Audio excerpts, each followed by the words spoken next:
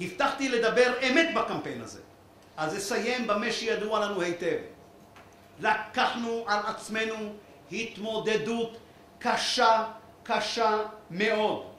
זה קרב נגד ממסד, נגד מנגנון, נגד שיטה, נגד כל מי שמרוויחים מהמצב הקיים ורוצים להמשיך בקומבינות הנוחות שלהם עוד הרבה שנים. יש להם אינטרס שהעובדים יפסידו ושהם ימשיכו לנצח. הם יילחמו בנו בכל הכלים העומדים לרשותם. ראינו כבר למה הם מסוגלים, וזו הייתה רק ההתחלה.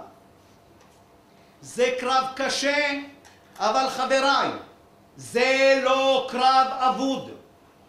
להפך, הצלחנו להקים קואליציה רחבה מאנשי ליכוד ועד חד"ש, ובכל יום רבים מצטרפים אלינו למאבק. כל יום מצטרפים חברים, פעילים חדשים מכל הארץ. כל שותפה יודעים למה הפכה ההסתדרות, והם לא מוכנים להמשיך ולהפקיר את המלחמה החברתית.